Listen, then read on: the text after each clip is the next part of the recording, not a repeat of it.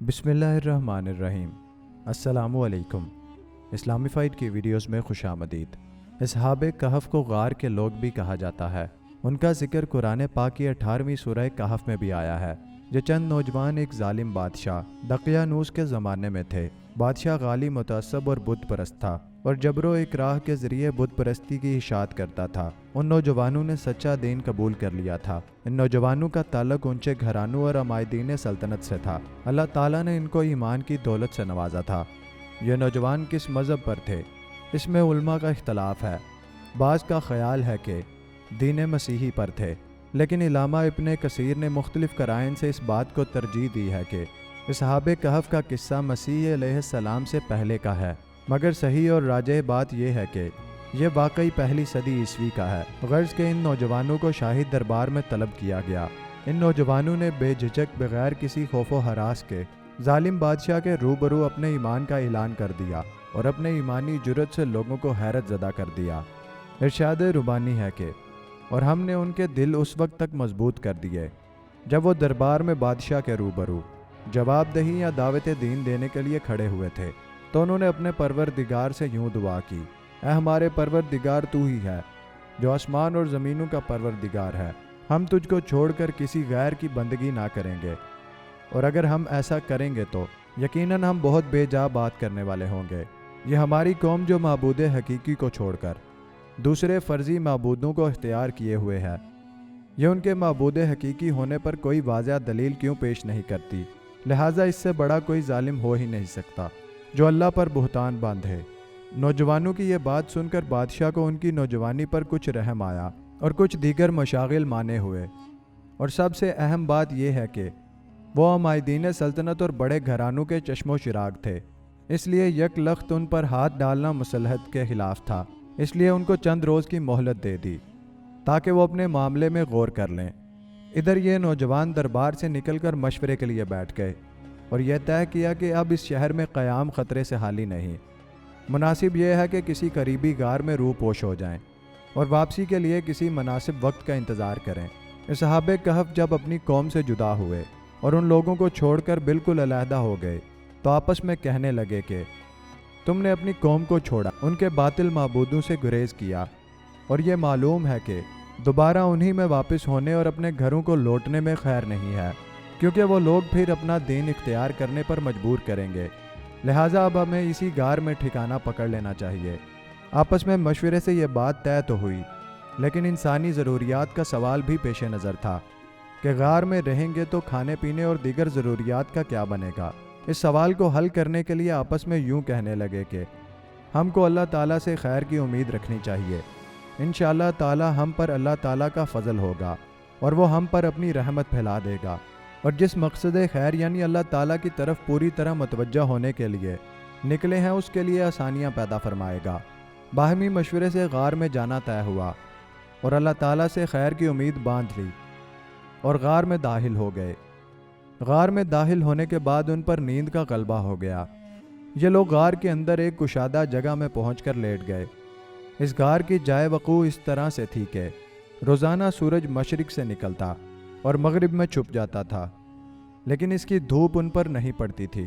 جب سورج نکل کر چڑھتا تھا اور دھوپ پھیلتی تھی تو غار کی داہنی جانب سے اس طرح ہٹی ہوئی رہ جاتی تھی کہ اس کے دروازے تک نہ پہنچتی تھی، اور جب سورج چھپنے لگتا تھا تو اس وقت جو تھوڑی بہت دھوپ ہوتی ہے وہ غار کی بائیں جانب رہ جاتی تھی، یعنی اس وقت بھی دروازے پر دھوپ نہ پڑتی تھی۔ اصحاب کہف کے اندر رہنے کی کیفیت بتا کر ارشاد فرمایا کہ یہ اللہ کی نشانیوں میں سے ہے۔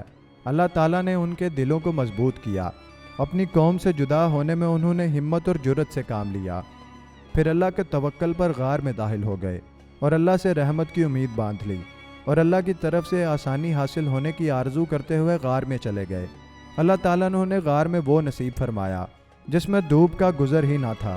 اگر دھوپ پڑتی تو اس سے تکلیف پہنچنے اور گرمی سے پریشان ہونے کا اندیشہ تھا۔ وہ لوگ ایک بہت بڑی مدت تک سوتے رہے اور ان کے جسم زمین ہی سے لگے ہوئے تھے، لہٰذا زمین کے اثر سے محفوظ کرنے کے لیے اللہ تعالیٰ ان کی کروٹیں بدل دیتا تھا، جس کی وجہ یہ ہے کہ اگر زمین سے کوئی چیز عرصہ دراز تک لگی رہے، خاص کر گوشت پوست والا جسم، تو وہ اسے کھا جاتی ہے، حضرت ابن عباس رضی اللہ تعالیٰ عنہ سے نقل کرتے ہیں کہ ان کو سال میں ایک مرتبہ ایک جانب سے دوسری جانب پلٹ دیا جاتا تھا، اور حضرت ابو ہریرہ رضی اللہ تعالیٰ عنہ نے فرمایا کہ سال میں 2 بار ان کی داہنی جانب سے بائیں جانب اور بائیں جانب سے داہنی جانب پلٹ دیا جاتا تھا۔ جس بادشاہ کے عہد میں اصحاب کہف شہر سے نکلے تھے اس کا نام دقیانوس تھا، اور وہ ظالم اور مشرک تھا۔ وہ مر چکا تھا اور اس پر صدیاں گزر گئی تھیں، اور جس زمانے میں اصحاب کہف بیدار ہوئے تھے شہر پر اہل حق کا قبضہ تھا، اور ان کا بادشاہ ایک نیک صالح آدمی تھا جس کا نام بیدوسیس تھا۔ قیامت کے بارے میں اور مردوں کو زندہ ہونے کے بارے میں شدید اختلاف چل رہا تھا۔ ایک فرقہ اس بات کا قطعاً منکر تھا کہ جسم کے گلنے سڑنے اور ریزہ ریزہ ہو جانے کے بعد پھر دوبارہ زندہ ہو جائے گا۔ بادشاہ ان گمراہ لوگوں کے بارے میں بہت فکر مند تھا کہ کس طرح ان کے شکوک و شبہات دور کیے جائیں۔ جب کوئی تدبیر کارگر نہ ہوئی تو اس نے ٹاٹ کے کپڑے پہن کر اور راکھ کے ڈیر پر بیٹھ کر اللہ تعالیٰ سے عاجزی کے ساتھ التجا کی کہ خدایا آپ ہی کوئی ایسی صورت پیدا فرما دیں کہ ان لوگوں کا عقیدہ درست ہو جائے اور یہ راہ راست پر آ جائیں۔ اللہ تعالیٰ نے بادشاہ کی دعا کو شرف قبولیت بخشا، اور اس کی صورت یہ ہوئی کہ اصحاب کہف بیدار ہوئے۔ بیدار ہونے کے بعد ان میں یہ بحث چھڑ گئی کہ ہم کتنی مدت سوئے ہیں۔ کوئی کہتا تھا کہ 1 دن سوئے ہوں گے، دوسرے نے کہا کہ ہم 1 دن سے بھی کم سوئے ہوں گے۔ بحث نے جب طول پکڑا تو ان میں سے ایک شخص نے کہا کہ اس فضول بحث کو چھوڑو اور کام کی بات کرو، بھوک لگ رہی ہے، لہٰذا کچھ کھانے پینے کی بات کرو۔ چنانچہ انہوں نے اپنے ایک شخص کو جس کا نام تملیخہ بتایا جاتا ہے بازار میں کھانا لانے کے لیے بھیج دیا، اور یہ تاکید کر دی کہ ہوشیاری اور بیدار مغزی سے کام لے اور کسی کو ہماری خبر نہ ہونے دے، اور اس بات کا بھی خیال رکھے کہ کھانا حلال اور پاکیزہ ہو، اس لیے کہ اہل شہر کی اکثریت بت پرستوں کی ہے، ایسا نہ ہو کہ غیر شرعی طور پر ذبح کیا ہو۔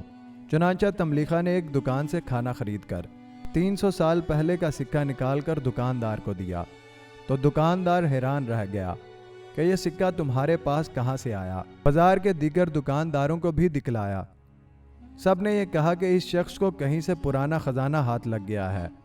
اس شخص نے انکار کیا کہ مجھے کوئی خزانہ نہیں ملا، بلکہ یہ روپیہ میرا ہے۔ بات بڑھ گئی، بازار والوں نے اس کو بادشاہ کے سامنے پیش کر دیا۔ یہ بادشاہ جیسا کہ اوپر بیان ہوا کہ نیک صالح اور اللہ والا تھا، اور اس نے سلطنت کے خزانے میں وہ تختی بھی دیکھی تھی کہ جس میں اصحاب کہف کے نام اور ان کے فرار ہونے کا واقعہ لکھا ہوا تھا۔ بادشاہ نے اس تختی کی روشنی میں حالات کی تحقیق کی تو اس کو اطمینان ہو گیا کہ یہ انہی لوگوں میں سے ایک ہے۔ بادشاہ نے کہا میں تو اللہ تعالیٰ سے دعا کرتا تھا کہ مجھے لوگوں سے ملا دے جو قیانوس کے زمانے میں اپنے ایمان بچا کر بھاگے تھے۔ بادشاہ اس سے بہت خوش ہوا اور کہا شاید اللہ تعالیٰ نے میری دعا قبول فرما لی ہے، اور اس شخص سے کہا کہ ہم کو اس غار پر لے چلو جہاں سے تم آئے ہو۔ بادشاہ ایک بڑے مجمع کے ساتھ غار میں پہنچا، اور جب غار قریب آیا تو تملیخہ نے کہا کہ آپ ذرا ٹھہریں، میں جا کر اپنے ساتھیوں کو حقیقت حال سے باخبر کر دوں تاکہ وہ گھبرا نہ جائیں۔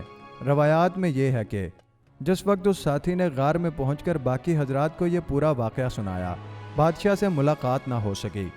ایک روایت میں یہ بھی ہے کہ ملاقات کے بعد اصحاب کہف نے بادشاہ اور اہل شہر سے کہا اب ہم آپ سے رخصت چاہتے ہیں، اور غار کے اندر چلے گئے۔ اسی وقت اللہ تعالیٰ نے انہیں وفات دے دی۔ امید کرتے ہیں کہ آج کی ویڈیو آپ کو پسند آئی ہوگی۔ ویڈیو کو لائک اور چینل کو سبسکرائب کرنا مت بھولیں۔ ملتے ہیں اگلی دلچسپ اور شاندار ویڈیو میں، تب تک کے لیے اللہ حافظ۔